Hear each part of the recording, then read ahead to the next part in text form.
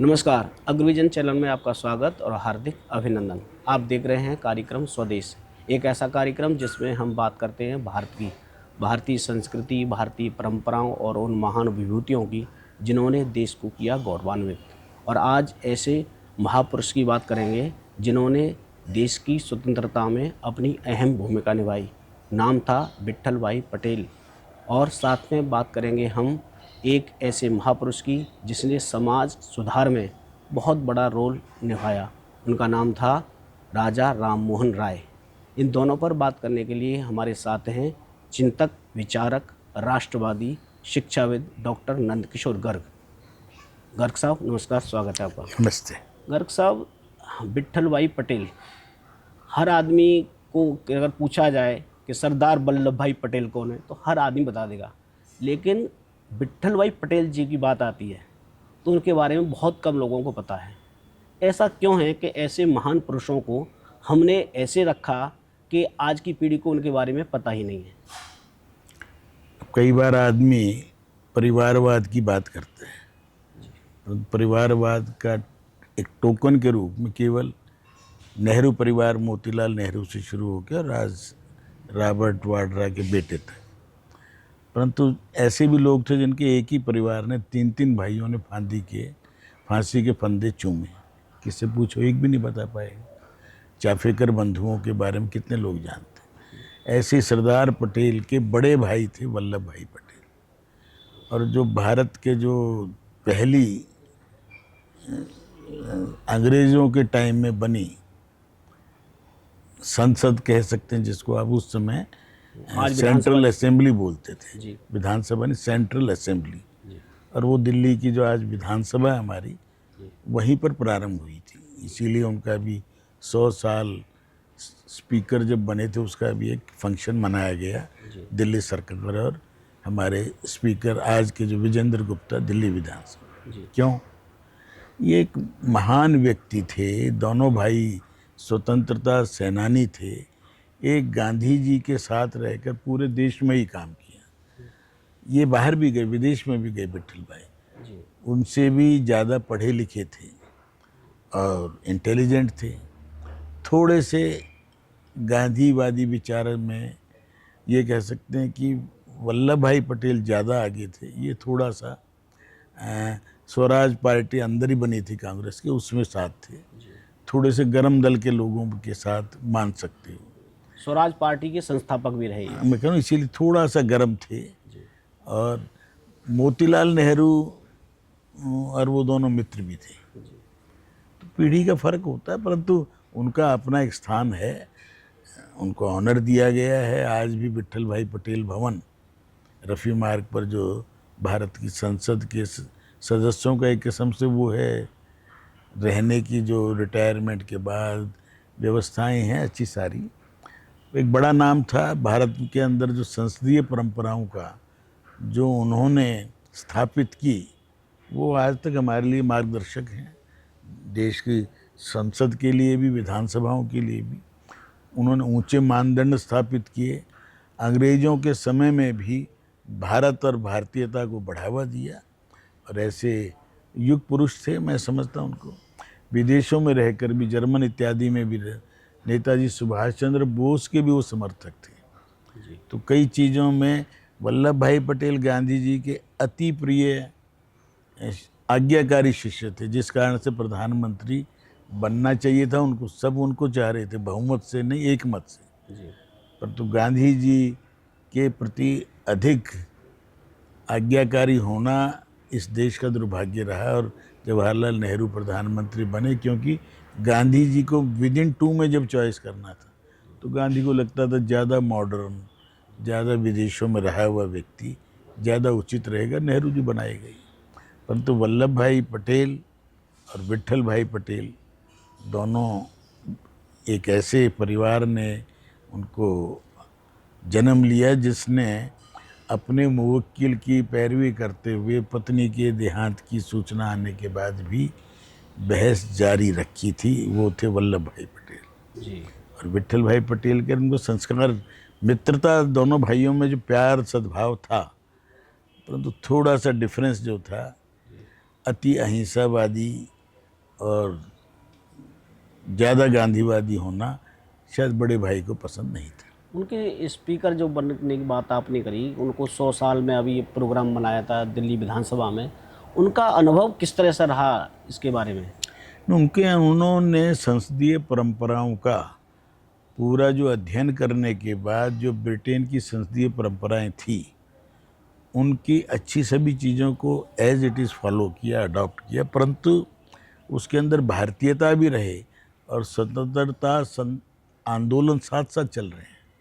इसलिए कितना मुश्किल काम था कि भारत की सेंट्रल असेंबली देश में आज़ादी का जो आंदोलन चल रहा था उसके साथ साथ चलना चाहे, ये उनकी बड़ा योगदान था कि उन्होंने कभी ये नहीं शो किया कि अब अंग्रेज़ों द्वारा बनाई गई सेंट्रल असेंबली में अंग्रेज़ों का समर्थन करें। उनके लिए देश पहले था, राष्ट्र प्रथम था, और उस भावना को लेके वो आगे चले और बहुत अच्छी परंपराएं स्थापित की उन्होंने। 28 तारीख को, अभी 28 अगस्त को भारत जो विज्ञान भवन में राष्ट्रीय स्वयंसेवक संघ का 100वां वर्ष का एक प्रोग्राम हुआ था। उसमें संघ संचालक जी ने कहा था कि जो आक्रांता हैं उनके नाम की जो सड़कें हैं, उनके स्मारक हैं, उनको नहीं रखना चाहिए, ऐसे लोगों को रखना चाहिए जिससे बच्चों याद रखें। तो क्या भारत सरकार या दिल्ली सरकार ऐसा कोई कदम उठाएगी कि जिससे विट्ठल भाई पटेल के नाम से सड़कें हों? एक सिर्फ दिल्ली में एक भवन है, विट्ठल भाई पटेल हाउस, तो ऐसा कहीं बन सकता है कि उनके नाम से सड़कें हों? बनना चाहिए। मैं जब दिल्ली विधानसभा का सदस्य था उस समय मेरा प्रस्ताव आज भी रिकॉर्ड पर है। मैंने उस समय कहा था कि औरंगजेब का रोड का नाम बदल कर दारा शिकोह रोड करना चाहिए। तो हल्ला मच गया विपक्षी दलों में, कांग्रेस, जनता दल और जो जितने भी दूसरे लोग थे, आप ये क्या कर रहे हैं, सांप्रदायिकता है। तो मैं कहा आप इनमें कोई खड़े होकर ये बताएं दारा शिकोह कौन था?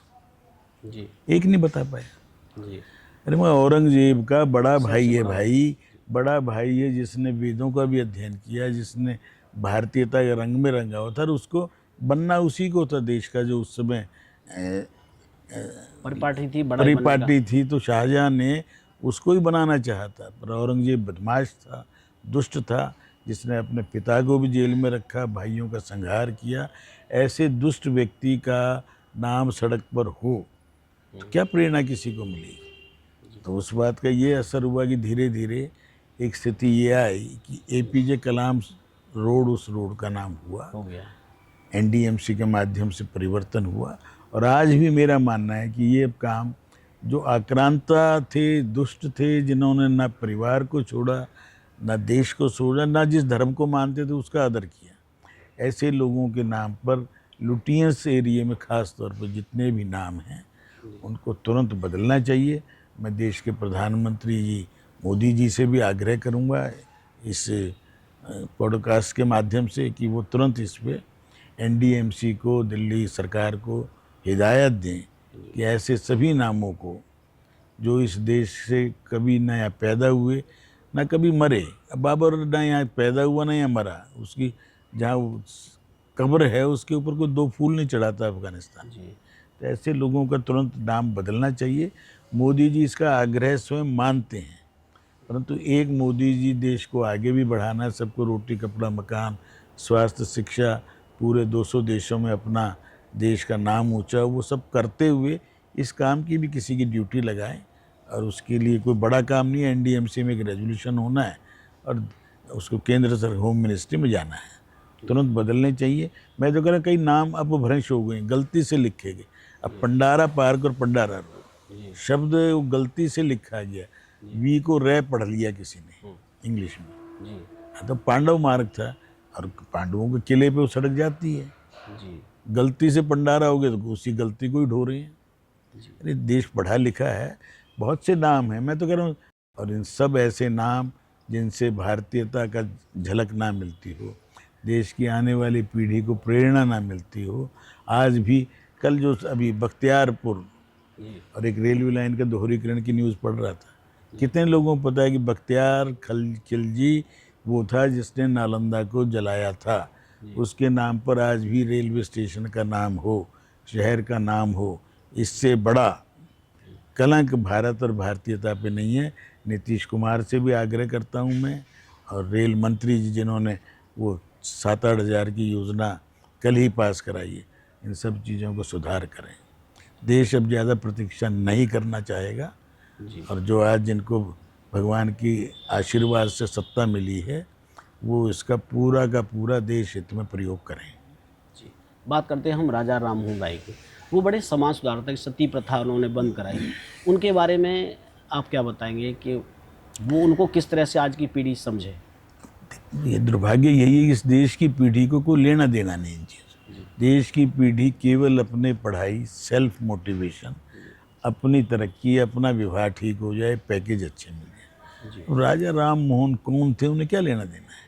जी मतलब उससे जिससे उनका ना तो कभी प्रश्न के उत्तर में कहीं आएगा, जी जब आपके टेक्स्ट में नहीं है, आपको किसी एग्ज़ाम में उसके बारे में यूपीएससी है उसमें प्रश्न भी नहीं पूछा जाएगा, तो कौन याद करेगा? जी राजा राम मोहन राय बहुत सुधारक थे। उस समय की आवश्यकता थी कि सती प्रथा बंद हो। उन्होंने प्रयास करके अंग्रेज़ों से भी कानून बनवाए। उनके नाम पे लाइब्रेरी वगैरह आज भी चलती है। शिक्षा के क्षेत्र में 1-2 बड़ा अवार्ड भी शायद 5 लाख रुपए साल का है। जी परंतु जितनी जानकारी ईश्वरचंद विद्यासागर, राजा राम मनोहर राय और बंगाल की तो पूरी श्रृंखला है, जी जो क्योंकि राजधानी थी। आज भी मेरा मानना है कि दुर्भाग्य है कि ये वहाँ नक्सलवाद वहाँ से फैला, माओवाद वहाँ से फैला, और ममता की अब अराजकता हम लोग देख रहे हैं। उस बंगाल में जिसने वंदे मातरम जैसे राष्ट्रगीत दिए, जनगण मन वहीं से आया, काजी नजरुल इस्लाम जैसे लोग पैदा हुए, रविंद्रनाथ टैगोर से लेकर सारी श्रृंखला है। वहाँ अच्छे लोग आज क्यों नहीं आ रहे? क्योंकि उनको वो संस्कार, वो शिक्षा नहीं मिल रही, और मिलनी चाहिए। राजा राम मनोहर राय जैसे समाज सुधारक उस समय आवश्यकता थी। इतना तो बता दो, उन्होंने सुधार किए जिसके कारण से आज सती प्रथा बंद हो गई, पुनर्विवाह शुरू हो गए, महिला को जो सम्मान मिलना चाहिए मिलना शुरू हो गया। बहुत बहुत धन्यवाद सर। निश्चित तौर पर उन लोगों को सम्मान मिलना चाहिए जिन्होंने हमारे सम्मान को बनाए रखा, चाहे वो सती प्रथा को ख़त्म करने की बात हो या पार्लियामेंट चलने की बात हो। तो निश्चित तौर पर हम और हमारा ये प्रोग्राम बच्चों को वो शिक्षा दे रहा है कि जिससे बच्चे उन लोगों के बारे में सोचें, जानें और उनका अनुसरण करें। ऐसे ही और बातों के साथ अगली एपिसोड में फिर हाजिर होंगे। तब तक के लिए नमस्कार।